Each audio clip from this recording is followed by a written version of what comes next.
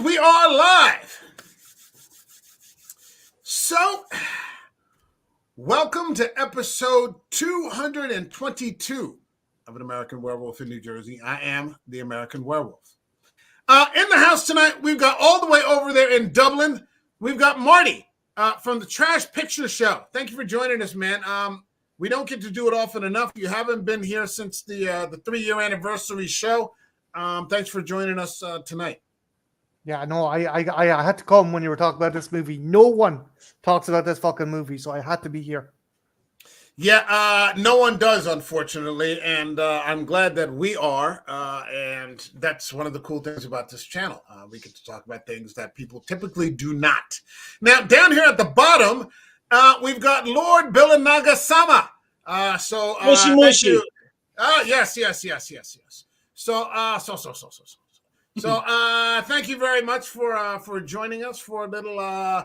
This is better than Black Belt Theater because you typically got the Run Shaw thing. But thanks for joining us, and it's good to see you. 220 episodes later, you were here for episode number 2. So, we don't get into Japanese film very much. We don't even do that much action thriller. Sometimes we do, sometimes we don't. But we certainly don't get into samurai films at all. This will be the first one of its kind. And we're talking about Takashi Miike's remake of the classic 1962 samurai film. And I think this is one of the few films where the remake is better. We're talking about 13 Assassins. If you guys are ready to go, shall we get it going? Bang When you are, boss. Boogie woogie.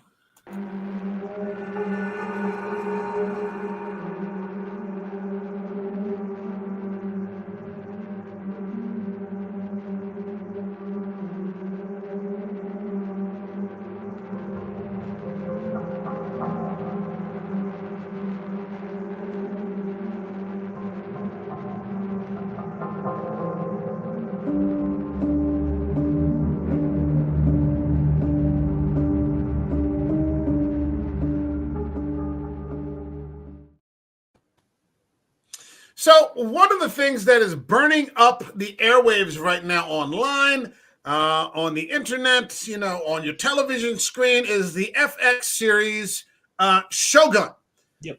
Which is based on James Clavell's novel of the same name, and is a remake of the old 1980 saga that they had with Richard Chamberlain and the great Toshiro Mifune. So I thought that this would be a fantastic opportunity to capitalize, and the timing is really good since we're talking about samurai, to get into one of my favorite samurai films that's different from most of the others, simply because it has so much fucking action. Let's go with Marty. Let's start off at the top. Marty, what did you think off the top of your head of Takashi Miike's 13 Assassins? I know you said you were going to try to catch a little bit of it before you came on, but you've seen it so many times. You're always a good guest that way. I adore this movie along with Zada Toishi. I'm pronouncing that right. I hope I'm pronouncing it right. It's kind of they're two very awesome fucking modern samurai movies. But obviously, I've seen the classics like Seven Samurai, Kira Kurosawa's Seven Samurai, Ran, another fantastic example of a samurai movie. This is definitely a throwback to the kind of prime Kurosawa era samurai flick. But I understand, and I was saying this to you earlier on, Mike, that Miike didn't want to maybe drop the ball by doing a direct remake of Seven Samurai. So he went with this other kind of team of samurai movie with the 13 Assassins, but he still kept the Kurosawa flavor by having Kiga the Hunter, who's kind of a throwback to the rogue from Seven Samurai. And you can see that there's a lot of love and care put into this movie. And again, it's Takashi Miike, who's known to do kind of gratuitous kind of stuff. He's done Audition, he's done Ichi the Killer, but where this is different is it is violent, but it isn't like fucking Kill Bill where someone gets their arm cut off and there's blood, ridiculous fountains of blood spouting out for 10 minutes. the violence is impactful, but it's not done as a wink and a nod. It's done to show that there's consequences to this violence. And like I think the most kind of jaw-dropping scene in the movie and disturbing scene in the movie isn't the actual battle between the samurai, but the peasant girl. When the peasant girl is presented to Shinza, that is like, okay, we're on another level here, and that sticks with you, and that propels that. Yeah, you want these guys to succeed because this fucking sycophant has to be taken out, and that's why I love this movie. Okay. I would agree. And I just want to say before we move over to Bill that this movie is currently available on Tubi. It's available on Plex. It's available on Roku. There are tons of free channels that are showing this right now. You can also catch, Tubi has the 1962 original film that's on there. That is different from this one. Miike took some liberties. Maybe we'll get into that a little bit later on. Lord Billanaga-sama, what did you think of Takashi and Miike? Now, Bill texted me and said, I can't find the fucking movie. And then he's like, I found the fucking movie. And then his next question was, do I have to read? And I was like, yes. And he's like, okay. Yeah, so, because on Tubi they got the dub version and the reading version. Never watch a dubbed fucking movie. Fuck the dubbed movie, man. The flavor of a film is in its original language. You lose so much in those dubbing translations. Although we did enjoy them as children, watching Black Belt Theater, so on and so forth.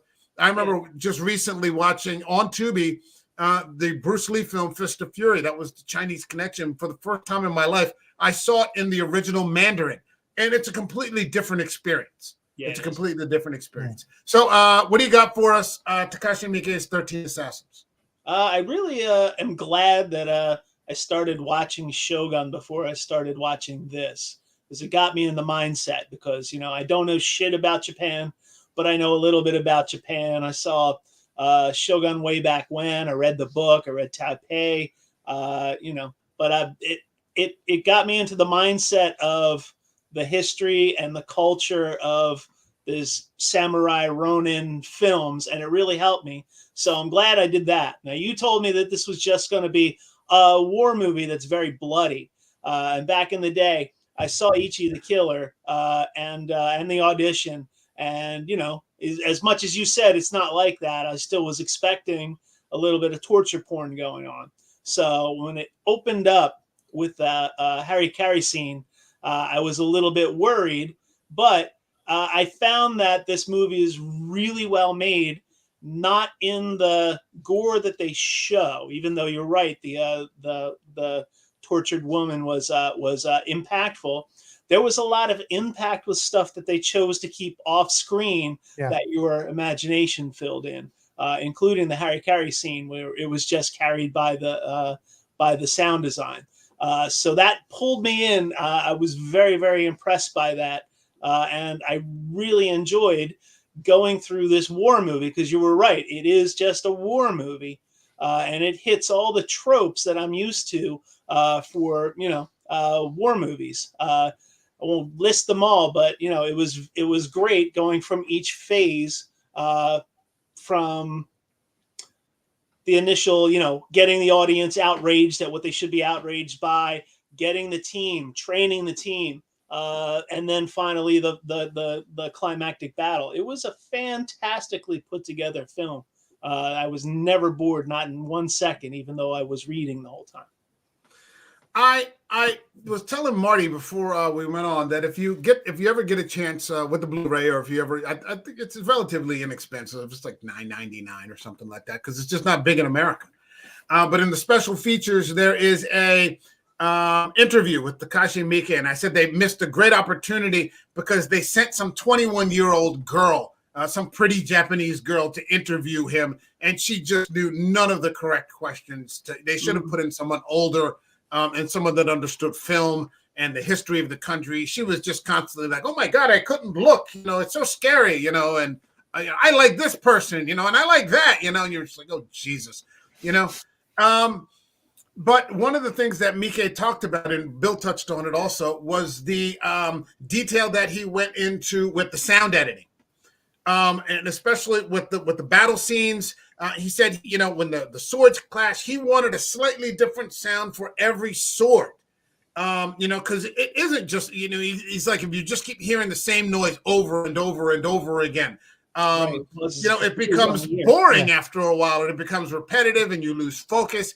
So he detailed every particular, sword strike to be just a slight, variation of the other, which kept it fresh during the entire time. I mean, it's like a 50-minute long battle scene, almost a full hour of nonstop action, and you're just drawn in for like the entirety of it.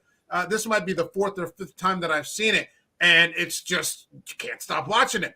I also loved the set designs, especially in the final scene where they just wreck that town and fortify it into like this hellscape with these fences that come together and the rooftops that are just littered with swords and bows and arrows, and that back room all the way in the back that they had, where they all like lead them into that trap where those 2 guys are waiting, and it's just like a graveyard of swords.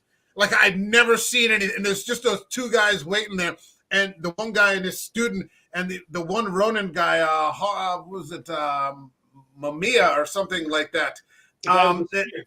Hirayama. And he's just such a hard ass, and I'm like, holy shit, it's that fucking guy. And you're just drawn in the entire time. But at the same time, what really kind of drew me in was the way that the heroes, protagonists, 13 assassins are portrayed. So different from an American movie. In your average American movie, you're going to establish very early how badass everybody is. And you're going to have a brief clip of them doing something, slamming somebody's head into a car door, or, it's going to be, Mel Gibson, single-handedly taking out everybody back in the day, or, whoever is doing it nowadays. Like I just saw Reacher. I was watching the 2nd season of Reacher, and in the very first episode, he's at the ATM machine, and he figures out that the woman in front of him is being carjacked. So he walks over to the car, tells her to stay there, and he just reaches his hands through 2 closed doors because he's just a gorilla. He's like a, huge fucking gorilla, and pulls the guy out and beats him up, and then he just walks off. He's pulling the Chad thing. This, what I thought was interesting was that at the very beginning, you meet the leader, Shinza. He's fucking fishing. Yeah. He's just like, he wants to, there's just a bunch of other guys that are out there not talking to each other. He just wants some peace and quiet. And that's just such a completely different setup from what you would typically get in a Western movie. This sort of humbleness or humility, that these guys aren't going out of their, and you don't realize, you're rooting for them, but then you don't realize how badass they are until after the second half of the movie, when they just start cutting down 200 people. Yeah.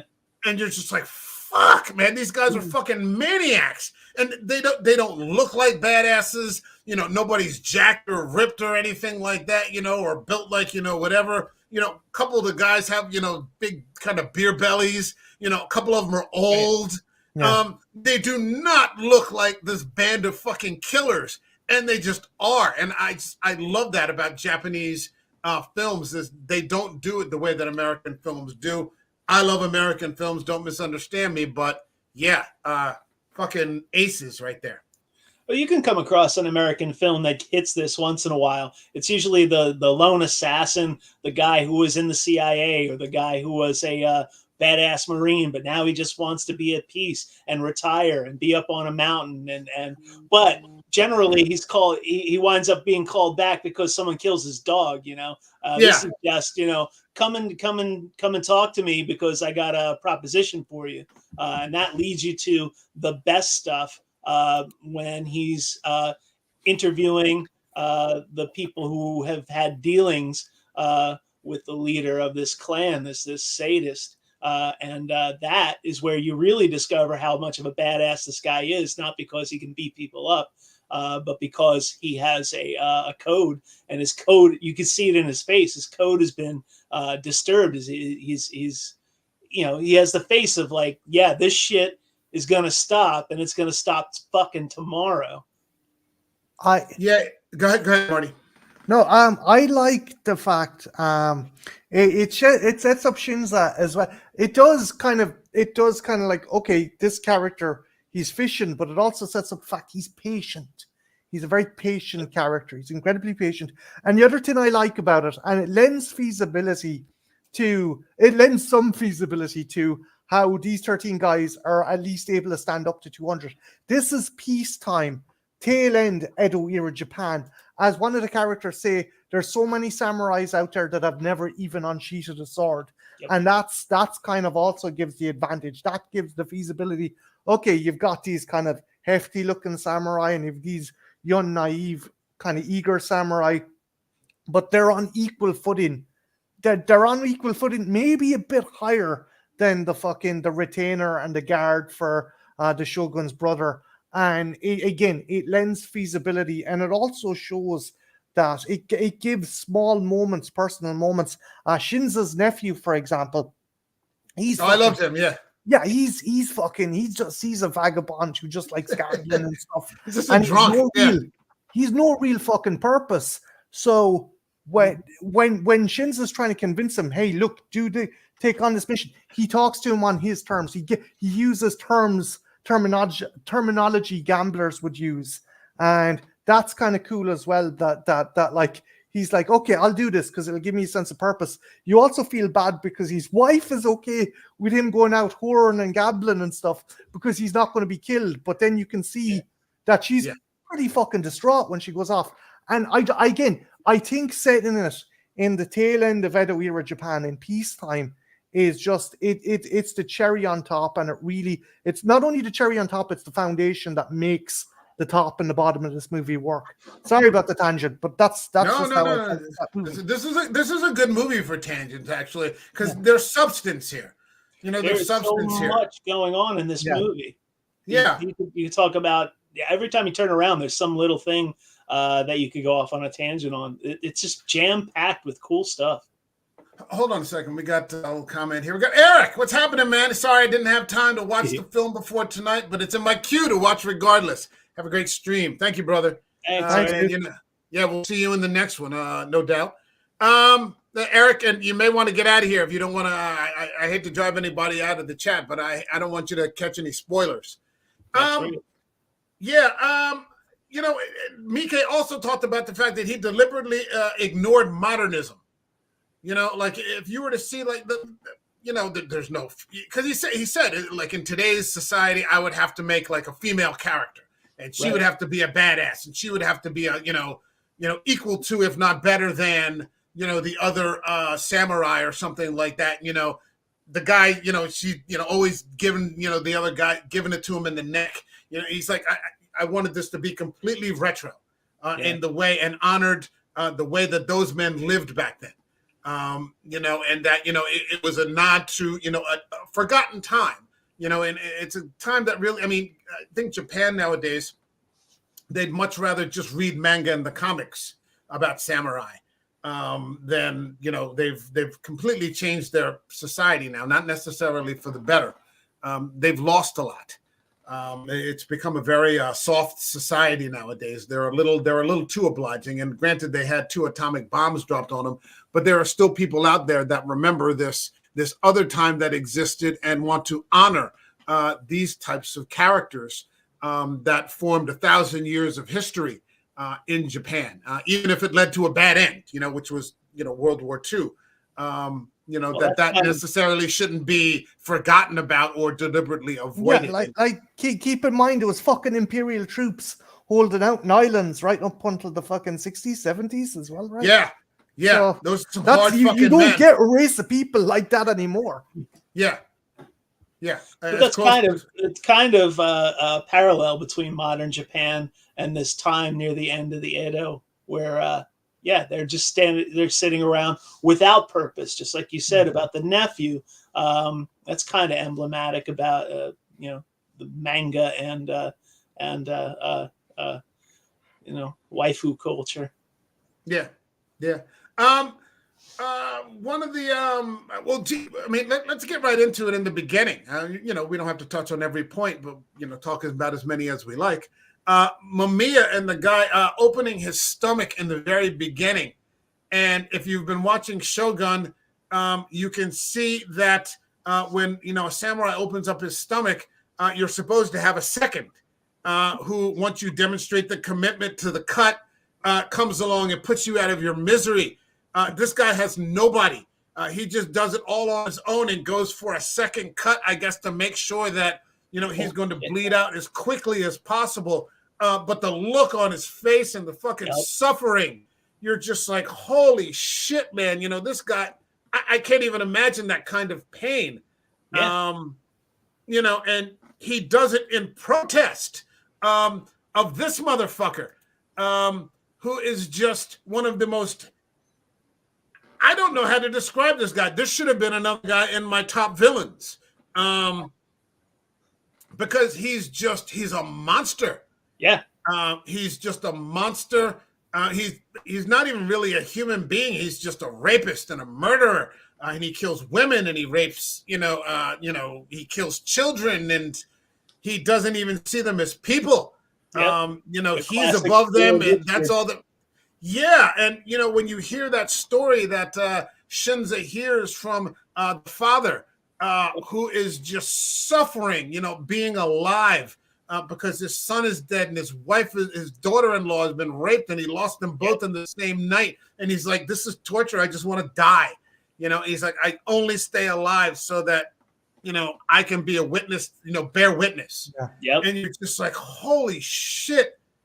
I mean, the other thing, Mike, is what makes it worse is he's this almost otaku level kind of ideals of fucking samurai. He talks about like, oh, the old days and the war.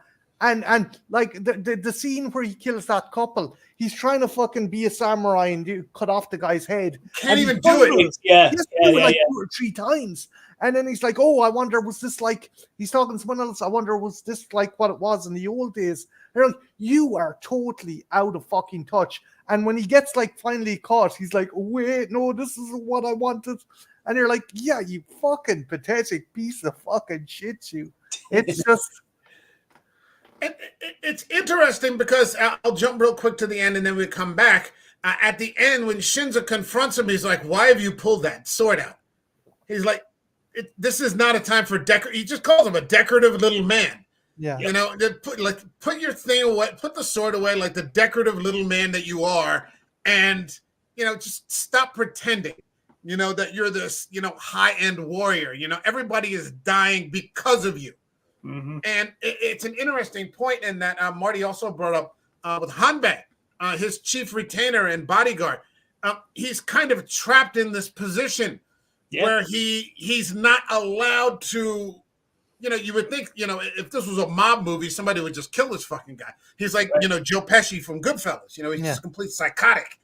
He doesn't operate on any sort of rational, plane of thought. And so that's just whack.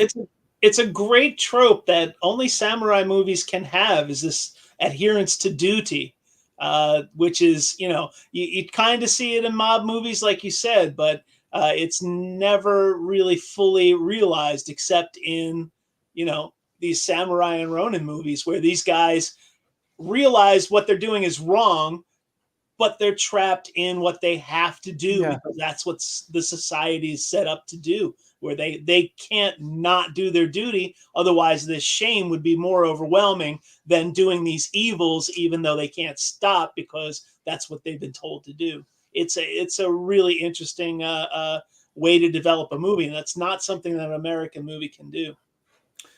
Yeah, because no one would be able to relate to it's too, the Western world is too individualized. Yes. Whereas Asia is a very collectivist sort of society. It's about the group and what the group thinks of you. You don't get to break away. You don't get to be an individual. You have to stay within the judgment of the surrounding community that you're a part of.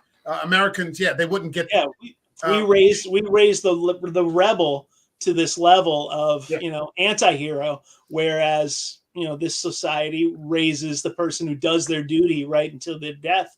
above anyone who just is a hard individual. The closest we've gotten to it was Edward Zwick's The Last Samurai, and they had to bring in a white guy, to sort of bring that bit of individualism, that he introduces to that small village. A little bit, he bleeds a little bit in, but ultimately he becomes absorbed by the collective, and he becomes part of the group. There are tropes like that, like the noble savage. I hate to phrase it that way, but like Dances with Wolves or something like that. And eventually, what Lawrence of Arabia, where eventually they just become part of the community, and they try a little bit to bring that individualism into the group that they're become a part of, but they're always unsuccessful, and the success comes from joining in finally. But yeah, I mean, Hanbei just has no choice, and I can't find an illustration for him or an overlay for him from IMDb, but you feel bad for him. You feel bad for him because he's trying to influence this Naritsugu character, and the guy he doesn't hear anything. And the worst part is he has to face off with his friend and become his friend's enemy on behalf of this rapist piece of shit. Yeah. I don't know, Bill. I kind of got the impression he also kind of had resentment for kind of Shinza because he was trying to get to the same level and surpass Shinza in this position, and Shinza had the job as a retainer with a good kind of shogunate family, whereas now he's landed in the same position. But he's stuck with this fucking dickhead, and he's like, "Yeah, now I wanted to be like you, and now I'm landed minding this fucking prick, and it's your fucking fault." And I got that. I think you're onto something. Whereas Shinza, he's a widow, so that's a tragedy. And in the old days, widowhood used to be considered an affliction. So he's got that sort of thing going on. But, he spends all of his days going fishing. That's what his spare time. He's like, the guy apologizes, Sir Doy, comes in and says, "I'm sorry to call you in like this." He's like, "I've been a widow for years. I got tons of free time. There's nothing for me to do. Whatever. You want to invite me out? Yes, no problem. I got tons of free time." Versus Hanbei, who, you're right. It's best not to be jealous and, envy. Other people, covet other people's positions because look where he's landed. It's just a real fucking impossible situation. And all these people end up dying that probably all think their boss or their lord is a piece of absolute shit. And they have no choice but to march to these awful fucking deaths. And there are a lot of them in this movie for nothing. Yeah. And I think that also lends to the cause of the 13 in that they actually have it's a just war. Yes. It's a just battle. We're doing this for the good of the country. This guy cannot be allowed to continue to rise. He needs to be stopped or everybody is going to suffer. The whole country is going to suffer. What's been happening at the local level is going to be everywhere. And so that'll do a hell of a lot for your motivation. Yeah, again, I don't know shit about Japan's history really, but the era of war they keep talking about, I can't imagine that's a good thing to have war just across every clan across your island nation. It can't be good for anybody. No. Well, what we're looking at is sort of the beginning of the end of the era of war in Shogun. He becomes I can't remember his name. The real actor, the guy who's the main star, who's he's Toshiro Mifune. You know who I'm talking about. Yeah, I know. Yeah, Harinaga or Naga. I can't remember what his character's name is in Shogun. But he's about Toranaga-sama. He's based on Tokugawa Ieyasu, and so he is the man who forms the Tokugawa shogunate that controls all the warlords. He becomes the shogun, which ushers in about 300 years of peace, which doesn't end until Commodore Perry forces the gates open. Right. So everything that we're seeing in Shogun is the beginning of the end of the warring period where everything is sort of ruled under one person, and that brings this peace, which is why in 13 Assassins, the man says samurai swords are only good for cutting radishes now. Yeah. The pawn shops are filled with them, with these guys. They're just selling their swords because, you're never going to have to cut anyone. But I loved some of these characters, too, that were part of the 13. And, you get a couple guys that just get introduced in the group. You get the one guy who's the student of the Ronin. And then the one kind of old man who wants to get some money out of it. Yep. I got to do a couple of things. And then he wants to get a couple of hookers. Now, I think at the end, he said, before I die, I want to do a couple of things I've never had the opportunity to do before I croak, because we're probably all going to die anyway.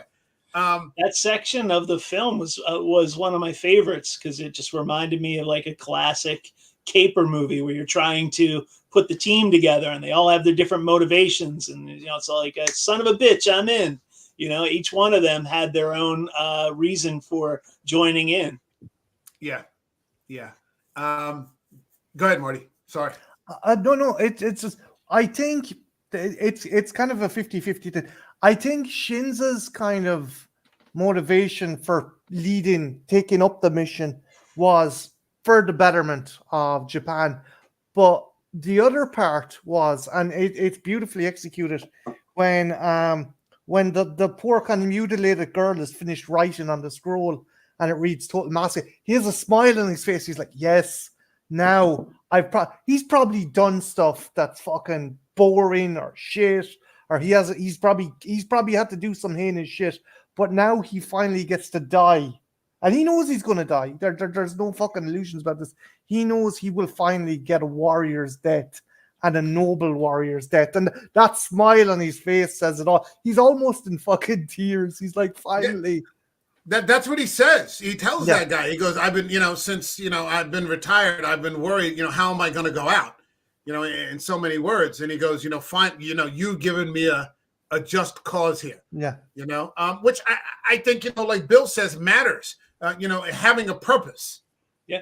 As opposed to just kind of wandering around aimlessly. And there are lots of samurai films that occur in peacetime. There's a great one with the guy who plays Toranaga-san from like 30 years ago called The Twilight Samurai. And he is the Twilight Samurai. And he's this guy, and he's a widow, and, he takes care of his mother, and I think he's got 2 small children, and he doesn't want to remarry. And like, he works in an office. He's like a bean counter, but he's a bean counter samurai. And the guys kind of make fun of him because he doesn't keep up his appearance, and he doesn't really bathe all that much. He doesn't really care because all he does is work and go home. So he's kind of lost his purpose until this thing happens that kind of thrusts him into action, and then it turns out he's actually a little bit of a badass. And kind of like this one.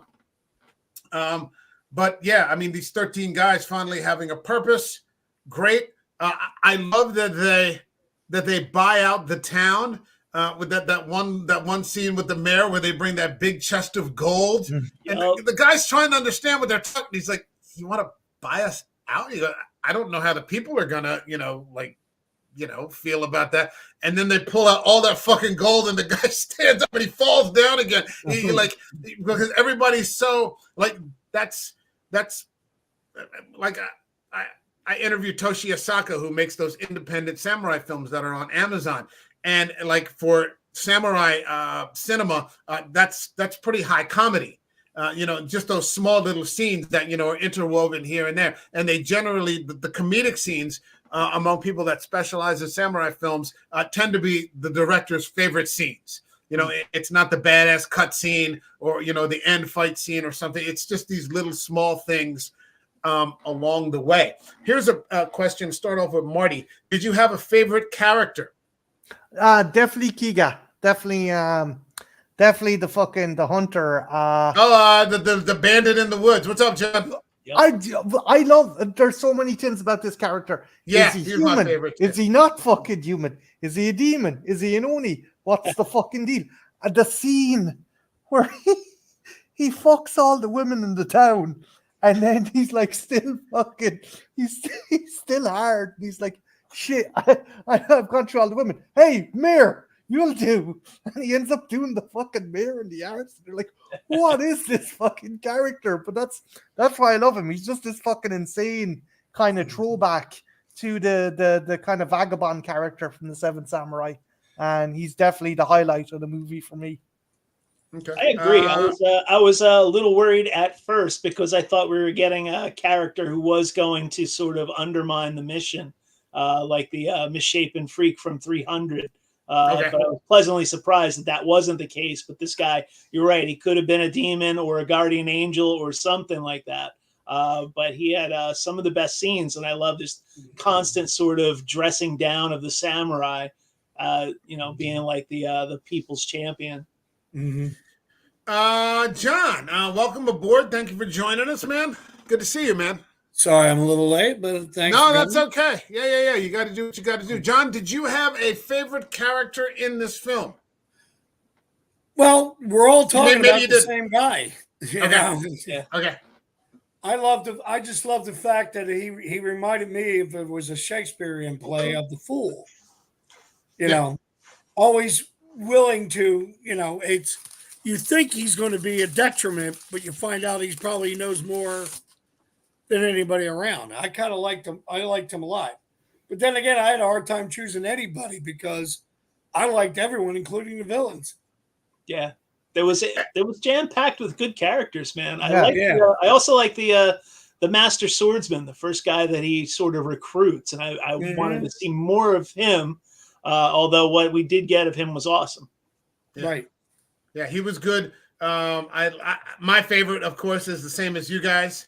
And the fact that he would just start chewing people out. You would see all these samurai. You would think he would be trying to impress them or something. Instead, he just starts ripping into people. This jackass. When they cut him down, he's like, "What the fuck? You could have killed me." This, that, and the other. He just starts getting on people's shit like right away. He was great. The Ronin, who was the master samurai, Shiza's one student. I liked his student, Ogura. Ogura in all of the character, there is no Woodland character in the original. He's just one of the guys that they bring in. And when they go in that scene at the dojo and there's 5 guys there, he's part of that. Mike, do you think Miike put him in kind of as a nod to Seven Samurai? Maybe. My gut says maybe it's about a 50-50 chance of that. And that sort of thing. I think it just adds an era, a little bit of mysticism, because even he says in the interview he's not sure, what this guy is. Are you seeing a man who's died in the battle, and then maybe you're just seeing his spirit, right? You're just seeing his spirit, comes back to talk to the one man who's left. What are you going to do now? He kind of tries to discern, because when the nephew is Shinro Kuro. When the battle's over, he's the only one left alive, and you can tell he's a little fucked up, And this man just sort of appears again, and he's jovial, and he's trying to what are you going to do now? What's next? He's trying to kickstart him a little bit, because you get the impression if he could just lay down there and just die if he wanted to. I'm sure he doesn't know what to do because I'm sure he expected to die doing this mission. But once you're the one that survived, what do you do? What is your choice now? Yeah, and at the end he's like, well, maybe I'll just become a bandit. Hop a ship to America, make love to women. He's like, you're on the right path now. He gets a little encouragement. Right. For me, it would be nice to believe that unfortunately, he did die in the battle, and that the person that you were seeing throughout the movie was the real guy, Kira, but then his spirit comes back to sort of guide this man along, to step forward into the next thing. That would work for me. Yeah, I liked the nephew. I thought that he was a cool character. Like I said, I liked that these guys were not like Bill was saying, in a Western movie. He used to be this, his name is Bob, but he's not really Bob. He used to be this. And, now he's been called back and it would be Jason Statham. And at some point he'd take his shirt off, and I'd be like, I'm not fucking watching this movie again. It'd be that sort of Right. thing. He just did something like that called The Beekeeper. But he's not really a beekeeper. He's beekeeper means, top secret, blah, blah, blah. Keeping blah, the hive together. Yeah, instead you just got these fat, bald guys, some old guys, some young guys, a real wise ass, who lives in the fucking woods, fucking trying to bang the boss's wife, or the boss's girl. This guy, you just put this mismatched band of people together, but then the shit hits the fan and it is fucking on. Right. And they just blow up and just become these insane fucking killers because they don't look like, you see these guys, you would pass them in the street and not pay them a second. They don't look like Reacher. They don't look like Chris Hemsworth. They don't look like Stallone or Van Damme or Arnold or any of these guys. The Wolverines, man. Yeah, and they're but once those swords and spears start flying, man, you're like, fuck. These guys are killers.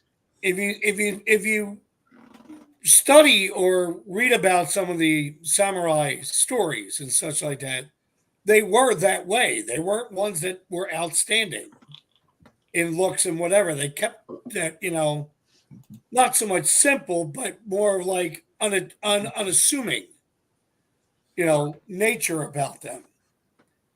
Ironically, I got to study a lot about this stuff when I was just studying theater history at Stockton under the guise of Pat Hecht, the teacher, because she would explain how, especially with stories like these, they were meant to inspire the males in that culture to keep going. Because then she would turn around and use, where were also stories like that would be used like in Shakespeare, or stories like that would be used in other type of literature to point to an inspiration.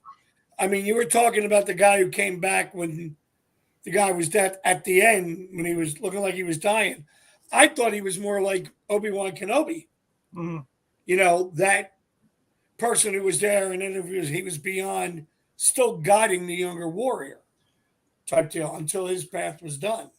Well, he's clearly not the same because he's got a wound in his neck. Right. You don't take a short sword through the neck and then, just come back and start talking to people. So clearly, he's on Star Wars. Star Wars you can. Let me rip off that barely an inconvenience. Yeah. I'm gonna be the optimist and give him the benefit of the doubt that he is some supernatural force, because when the two lads start fucking beating him over the head with the fucking logs, he's like, what? It's like I like that. I think a less competent director, that would be silly or cheesy. Right. But it works with this character because Miike makes it work, and it like you said, it works. The ambiguity angle, it can work, but it can also work as a kind of supernatural angle. But it's never like he's a ghost kind of in either. Like so, none of those cool little things are overwhelming or ridiculous. Right. I thought, getting back to before the big battle. You mentioned, Mike, about the bits of comedy being the most standout scenes and the director's favorite. I like the scene with the leeches where they're walking through the jungle. Right. He's laughing at the guy. You got leeches all over your face. Looks great. And then he's like, got them all over his chest. Just a real quick little funny, humorous thing to lighten the mood, but it didn't go on forever. It wasn't ridiculous. It wasn't too slapstick, and it makes him human, not unearned. It makes him, gives him a human quality about that, which I think really travels throughout the whole picture. They're not flexing muscles here and whatever.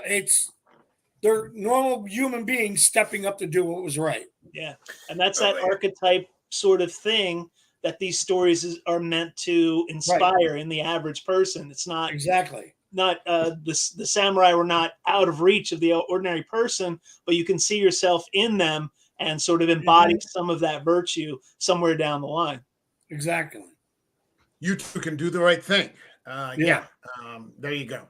There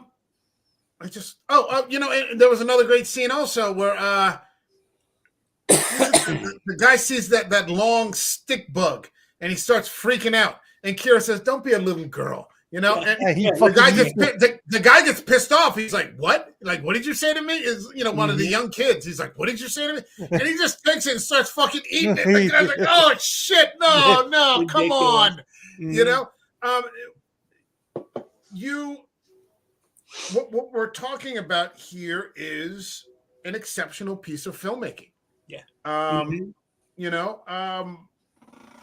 Miike has done 3 of these. And there's also his Zatoichi's interpretation of Zatoichi, the Blind Swordsman, which has a hell of a story also. That's fucking great. That's a great fucking movie. Now, I love the original Zatoichi, and Tale of Zatoichi, or Zatoichi, Darkness is His Ally. The old black and white ones. I love those too. But Miike's is very fucking competent. And then what Marty was also saying, he's got one that's also a little bit more on the supernatural end of things, called Blade of the Immortal. I think it's an adaptation of a manga from the 80s or 90s. I'm not 100% sure. Okay. But Miike is, it's easy to dismiss because of the torture porn. It's easy to dismiss because of Audition or Ichi the Killer, these sorts of things. But he is a very, very competent director and filmmaker, and that he happens to lean in that sort of ultra-violent direction and that can cross the line into something else. It's easy to say, no, I'm not watching that fucking guy, but he has a roster of films, and he's about to drop one later this year on Netflix, which is about a serial killer versus a psychopath, a Japanese film. So I'm very much looking forward to that. Now at this point, if he's got something, I'm watching it. If I find Takashi Miike has got something that I've got access to, I'm going to give it a try. Let's get into we're about 45 minutes in. Let's get into the final battle. Sure. And I'll just take it around this way. If anybody wants to jump in with a highlight. The thing I noticed jumping into it as they were leaving, as they were heading off to this battle, obvious symbolism was obvious, but as they head toward this final battle, heavy rain starts falling, and I thought that was a nice touch. Okay.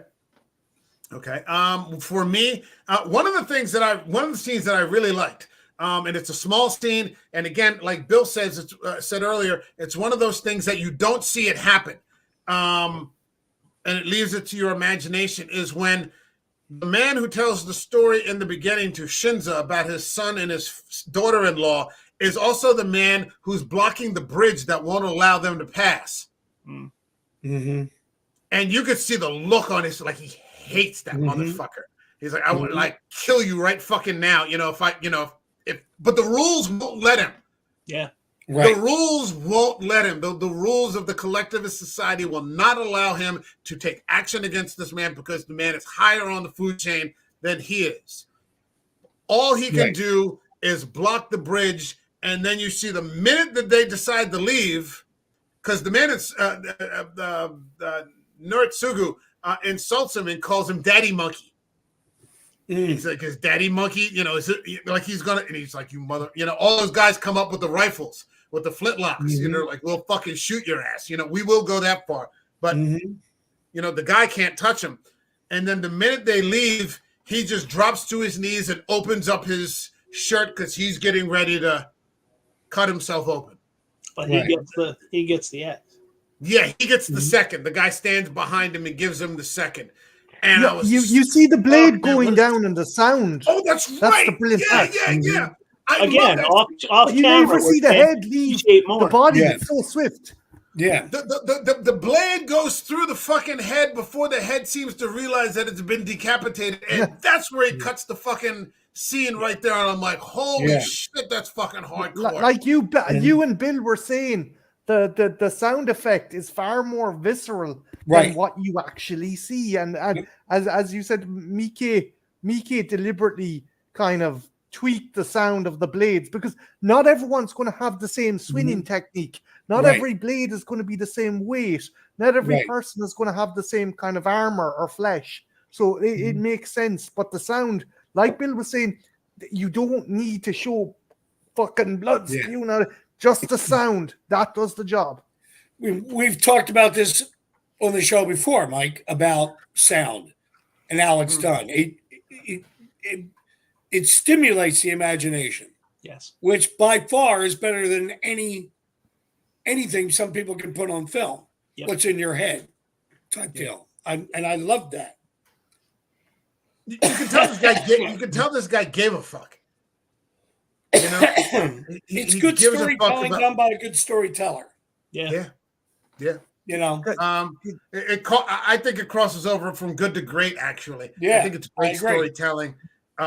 Like Bill said, there's so many small things happening here Right. that it's difficult to sort of pin them all down. It's almost like whack-a-mole. Right. Something is always happening in every scene. There's no wasted thing happening here. Everything has its purpose that leads to something else. There are no threads that go nowhere.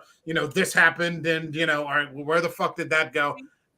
Everything is there for a purpose. And with everything that happens, which goes to what I think, not once did I feel overwhelmed. Yeah. Like I didn't feel like I got to rewind. It was all laid out right there for you. Yeah. As the viewer. And I Now, got a kick out of that, man. if you look at the original, because that's on Tubi now too, the guy who plays the boss, it's overacting. Like Of you course. can tell instantly it's over. Like his eyes are real big and he's yelling all the time. And You said it was 63, right? 62. Yeah. So we should give some credit to the guy who plays Naritsugu, who plays the monster. It's such an understated and he's almost contemplative. Like as he's doing these things, he's thinking things out as he's. Wait a minute, what is this? Like when he talks to Hanbei after he arrows that woman and the little kid, and he's like, your job is to protect me. Right. Wait, your job is to dive, and you could see him like making the progression in his life. Your job is to die for me. Okay. Right. So, like, what's the problem? Like, why are you belly aching at me? Exactly. What exactly? This is what you're actually here for, isn't it? And in a monstrous kind of way, he's not wrong. Yeah, You're just exactly.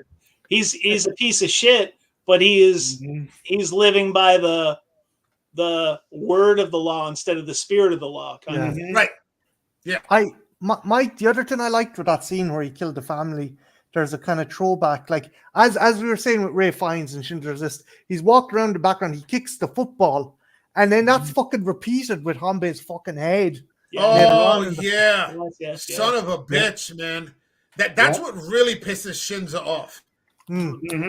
That's what really pisses Shinza off at the end. I mean, we were talking about this monstrous battle, and just it goes very well for a while with the explosions and the arrows, and they get them with the element of surprise, and these guys really aren't invested in fighting for this guy. And there are a couple examples of it there where the other guys are like clearly scared out of their fucking minds. Exactly. But then, unfortunately, what starts to happen is you see it starts to catch up to him, and they start to die. Like that one guy gets the spear right through the door, like he's just kind of resting, and he's looking at the other guy. He's like, "Holy shit, this is crazy!" They're kind of smiling at each other, and then the spear just goes right fucking through him, and you're just like, "Oh fuck, these guys!" And they all just die these awful deaths. And then Shinza and Hanbei go at it. And I gotta say, it reminded me so much of Saving Private Ryan. I was watching this thing, just again, war movie tropes, and I'm just going, "This is Saving Private Ryan." But Bill, I'd say that all goes back to fucking Kurosawa. You have the likes of fucking Magnificent Seven, where these guys are picked off, and then you have other war movies. The kind of team, they're picked off one by one. Oh, yeah. It's cool. Obviously those tropes originated with Kurosawa, and Spielberg was repeating them. Obviously, you can see the inspiration and the influence. It's come full circle. That's something cool I like as well. Even Quentin Tarantino at times with some of his stuff. Oh yeah. But you just see it though. Yeah, you just see it. Yeah, that's exactly. It's visual. The story is could be better, could be worse. You Right, know, this right. kind of thing. You're basically there to watch the gratuitous blood, and the over the top, action. That Right. really, it's more fun than anything else. This is not a fun movie necessarily. Right. There are some humorous things in it, but it's a serious movie. And I think, that's the difference between top level entertainment, which you've got with Right. Tarantino, and then you start to move into cinema, Right. which is something else entirely. But yeah, Exactly. so all this goes back to Kurosawa and these fantastic movies, and there are so many of them out there that aren't even Kurosawa, like Samurai Rebellion or Harakiri. If you ever see Harakiri, you're just like, holy shit! It's just this tragedy, about opening and what it means to be a samurai and like the emptying of the code. But We were I mean, talking about Kurosawa today with a bunch of people at the theater, and it was funny because I was getting ready to go into teacher mode because some of them, when you mention some of the more classic directors or storytellers, some of the younger ones don't. And it was nice to see a 19-year-old kid go, no, wait, and boom, he laid it all out. And he goes, I'm a huge Kurosawa fan, and I'm going, there's hope, man. they're still out there. They're still out there. Yeah. Yeah.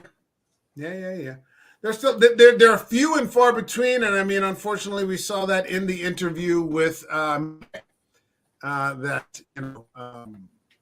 they clearly hired this little girl to. Can you guys hear me? Yeah. You're good. Yeah. Okay. All right, I've got some bar issues here with my Wi-Fi, but okay.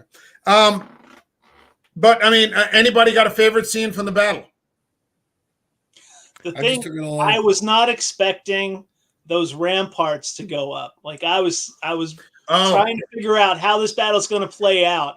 And then the walls start closing in. And I went, oh, shit, that is brilliant. I knew how it was going to play out from there. I was like, yes, do it. And then they pan up and you see the arrows and the swords. And you're like, they're prepped. I love it.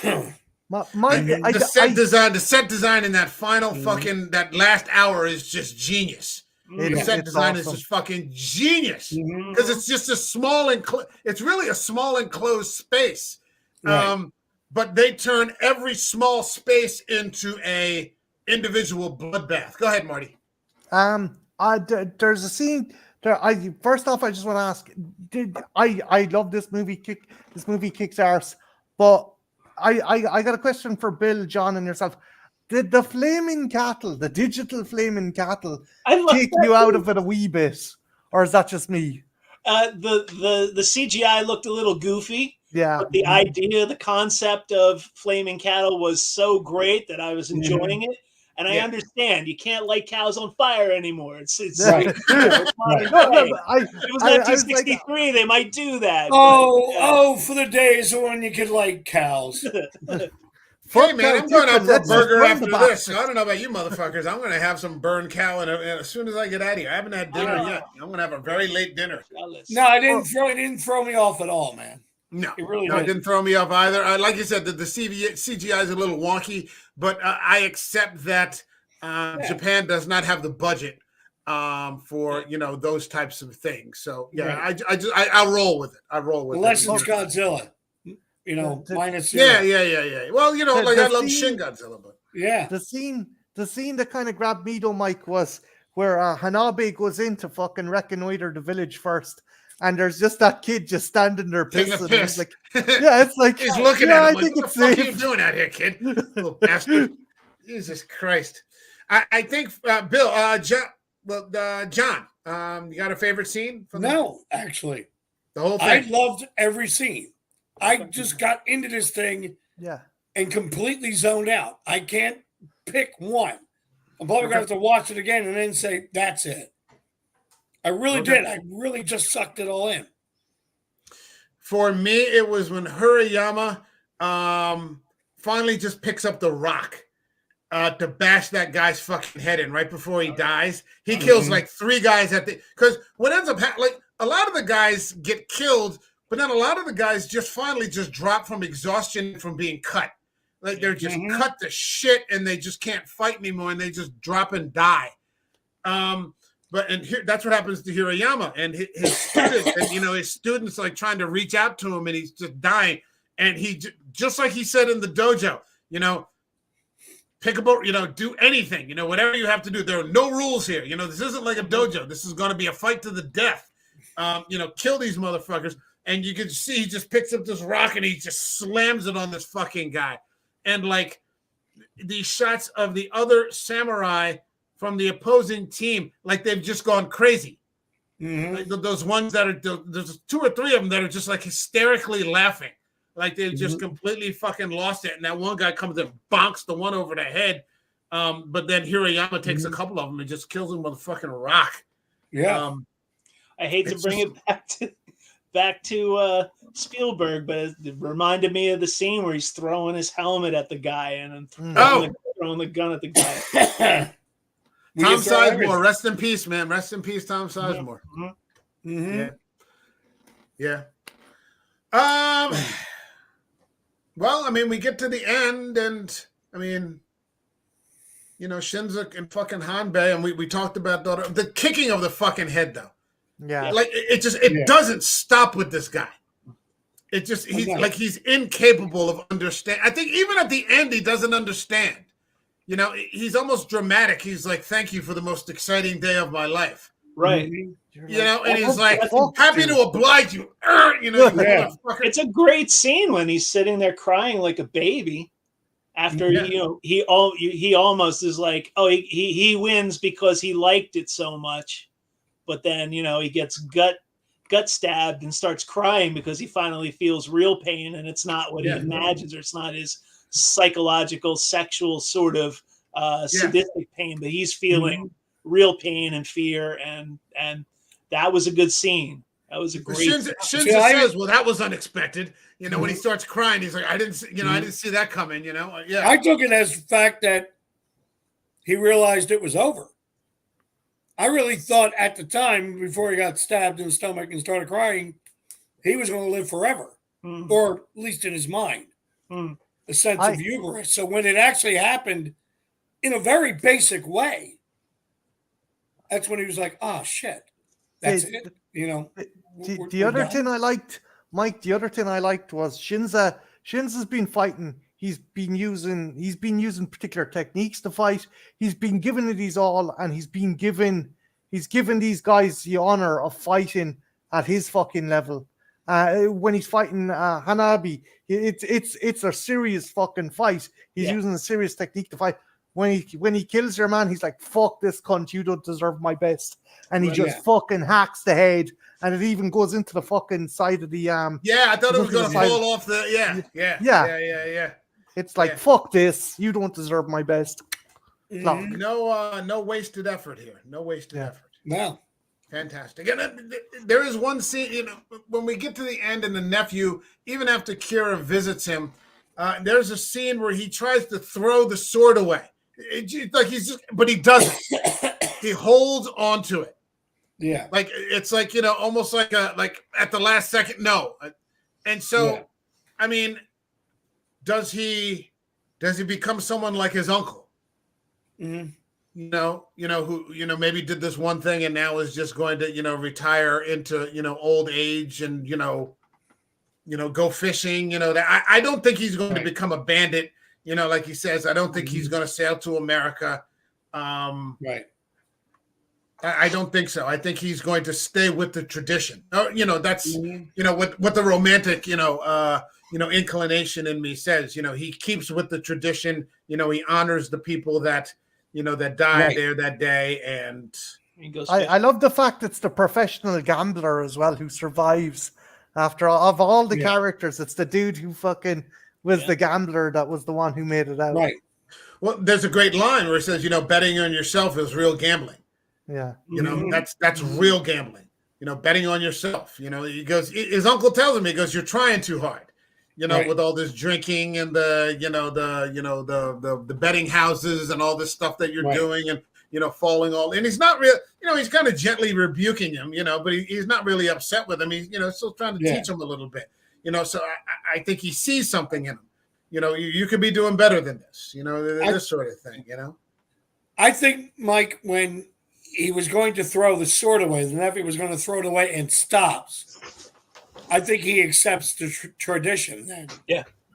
Like if he wasn't going to reject it all and then go to America and sleep with it would have been gone. But he did. He stopped because he knew after, especially what he went through, and witnessed and everything else.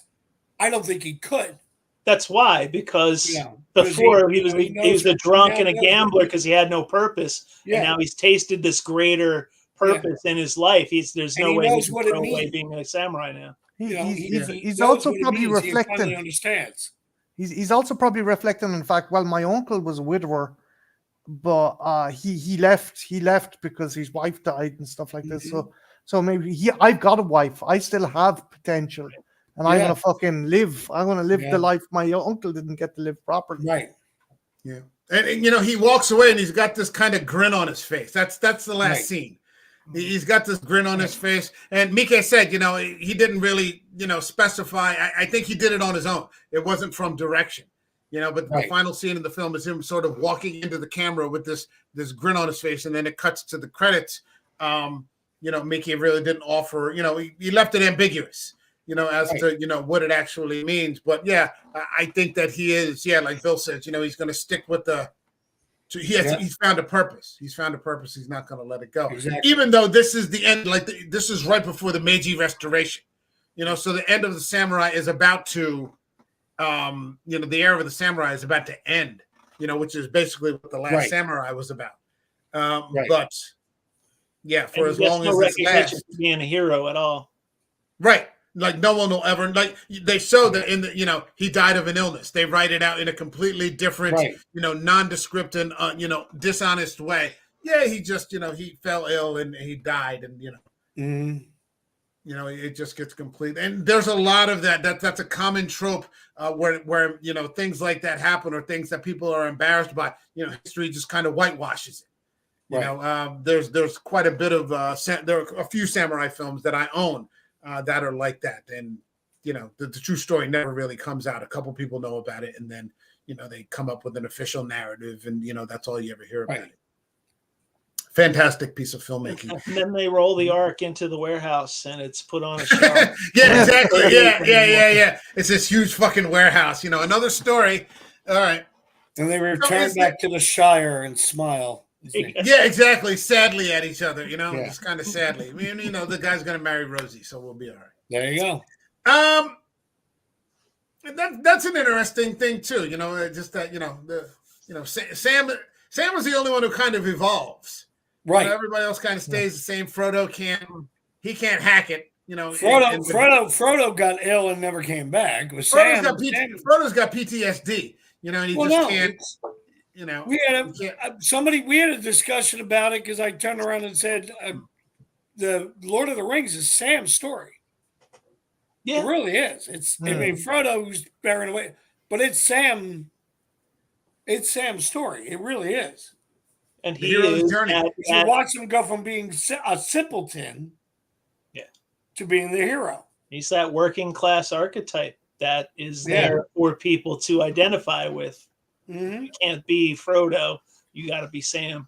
Right. You got to be Sam. The end of the hero's journey is that the hero returns home and spreads light into his home. You know, you know, he takes all these things that he's learned and brings it into his new community. That isn't a point of the hero's journey that gets discussed very much. You know, it's just about the journey. It never focuses on the return. Right. Exactly. All right. Is there any part of this film that we have not discussed that you would like to touch on? John, is there anything? You came in a little late. Anything? No, I'm good. Okay. I'm thinking what you guys are saying. I'm like, good. If I was here from the beginning, we would have been on the same page. It really does sound like we're all on the same level with this movie. Yeah. It all sounds like we all appreciated it much in the same way, which is kind of rare on this show because we always get these diverging opinions. This one is really we're all when it's good, you know it's good. Yeah. You know, it's great. It's another thing. It's another thing too, and you know, is this a guy movie? I think it is. Yeah. Yeah. It's a guy movie. It's a guy, like, yeah. This isn't somewhere you wouldn't take a woman to see this necessarily or ain't a anything chick like flick. that. Yeah. Yeah, it ain't anything like that. Yeah. So people finding purpose and putting down evil and sacrificing themselves, and that's kind of that's a guy path kind of thing. Well, look who reads stories like that. I mean, no joke intended. I don't know if it's a guy movie. I think it's people who read those. We made references to Spielberg and Private Ryan. Yeah. We made references to Lord of the Rings. We made references to Star Wars. Well, which is more of the masculine story. It's calls to the hero story calls to people. There's touches of pulp adventure in this as well, which is I think fucking something that's intrinsical to like coming of age. I think we've all read like comic books or fucking boys' adventure stories or war stories, and this has its roots in that as well. It's a war story, and it's also a morality tale. It's a bit of a morality tale, in the way that the American Western is almost always a morality tale. Yeah. All right. Let's get to the part in the stream where we rate the film. This channel has a rating system that goes from 0 to 5 up by halves. So 0, 0.5, 1, 1.5, all the way to 5.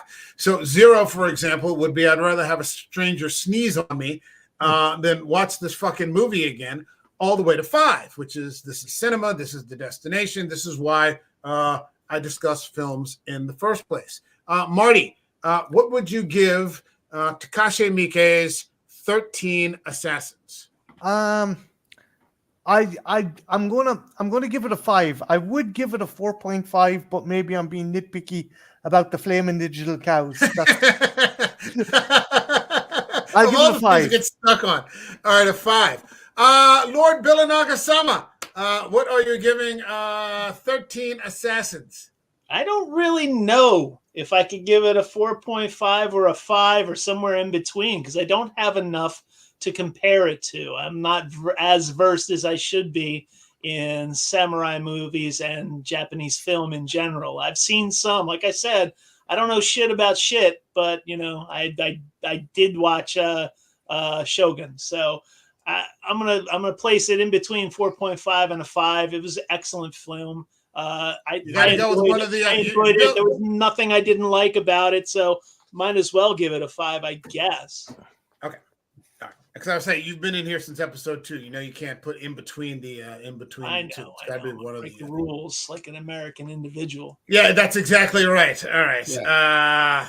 Captain Algren over here. All right. John K. Alvarez, what do you got for us? I'm going to give it a 5 for 2 particular reasons. One, I too know very little of samurai movies or this type of movie, but after seeing it, it makes me want to go and see more.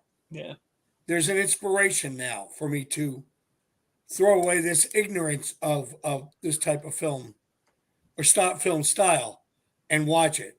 And 2, I dug the digital flaming cow. So I'm putting it right up there for that reason. That after all this movie, they had the balls. You hear that? They had the balls to put the digital flaming cow in. I thought McDonald's.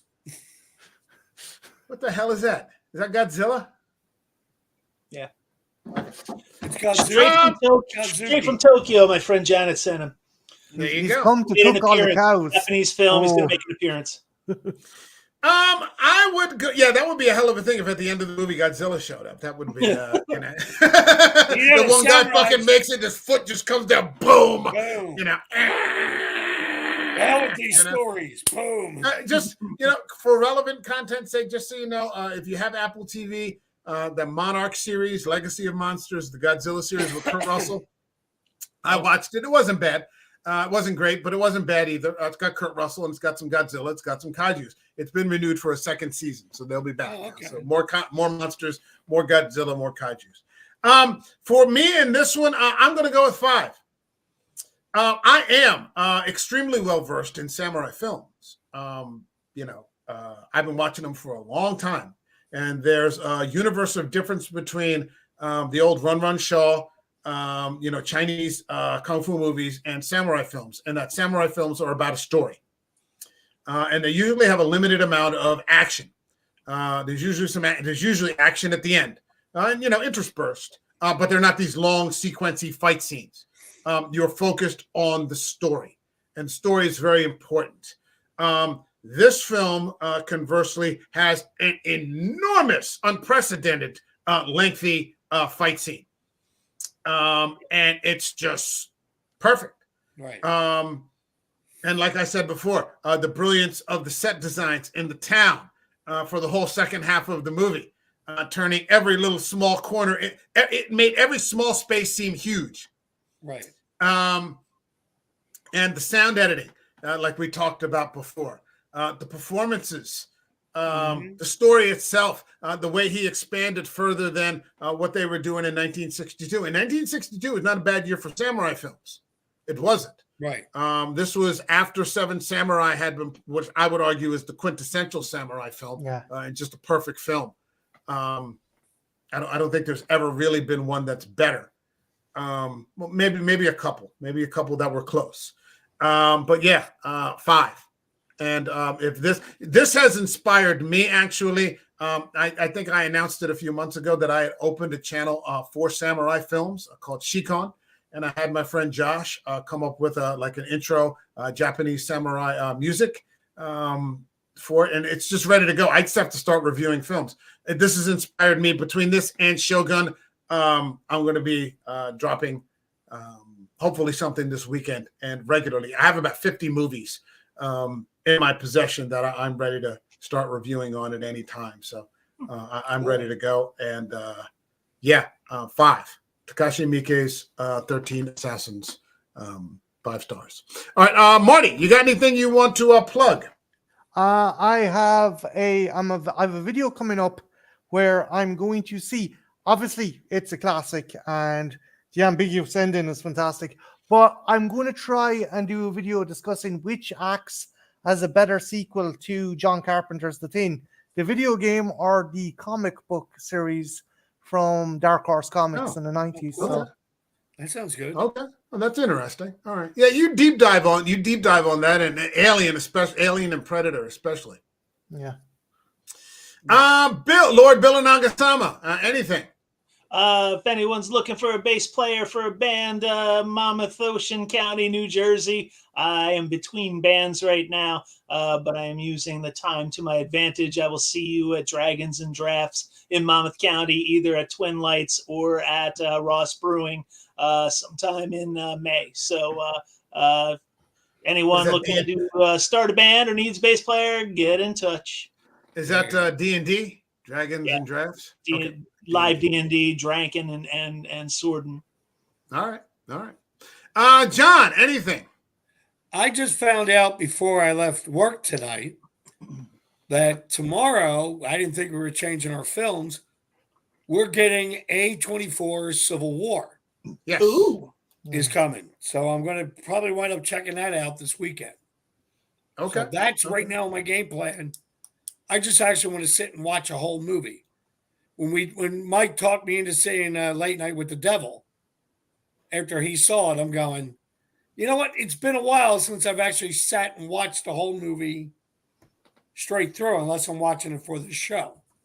In a theater, sitting there. But I'm going, why not, man? Let's check out Civil War and see what it's all about.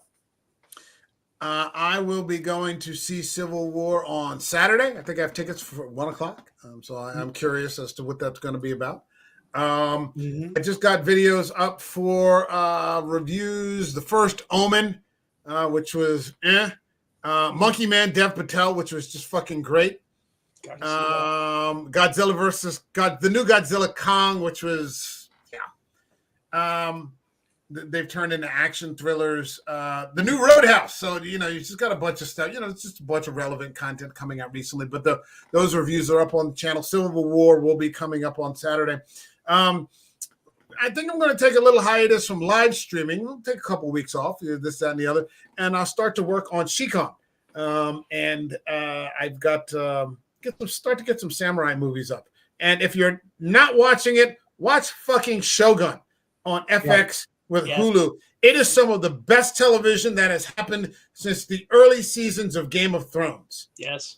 It is fucking spectacular. And if you're talking like we've been talking for the past hour and 20 minutes about no scene wasted, no line wasted, everything happening for a purpose, every episode being better than the one before it, Shogun is your series to watch. I can't imagine. House of the Dragon is going to drop this year, so we'll see what they do with season 2 of that. But this looks like a real contender for the best show of the year, and probably maybe even the best show that's come along in the past 5 years. Cool. It blows the old Chamberlain one out of the water because if you're worried about remakes or anything, it really does hold up. It stands on its own. It honors the original. It does a heck of a job playing out the book. It's fantastic. And because it shows it from this shows it from the Japanese perspective, where Shogun was more from Blackthorn's perspective. Yes. Right. The original one, and it had Toshiro Mifune, and rest in peace Mifune, rest in peace Richard Chamberlain. But yeah, this is just on a whole other level. Yeah. A whole other level. And just after last week's episode, I just, holy shit, like I just couldn't believe what I was watching. Just the risks that they're taking here. It's just beautiful. Beautiful. Mm-hmm. Nice. All right. Let's wrap it up here. My thanks to Marty out there in Dublin, staying up till past 2:00 in the morning just to come up here and talk some samurai films. I appreciate you, brother. Yeah, and let's do it again real soon. You're always welcome here, and let's keep in touch. Well, we always do. Lord Billanaga-sama, thank you very much for joining me for this one. I'm glad you were able to persevere in reading. And not go through the dubbed version of that, because that just would have been fucking atrocious. And my thanks to John K. Alvarez, who came straight from a long day of work to come in and hang out to the party, baby. With the breeze. Yeah, man. I appreciate all of you. All Eric, right, go see the movie, Eric. Yeah, Eric, go see the fucking movie. Of all the ones for Eric to miss, this one. Shit. Wait, all right, Eric's not here? No. He was here in the comments. He couldn't make it for this one of all fucking movies. Yeah, it hurt me, but he's like, just too much going on in life right now. So I need a week. You got it. So we will see you all in the next video. Have a good day, everybody, and God bless you. Have a good one. Peace. Okay, shit, bow. Not a while yet.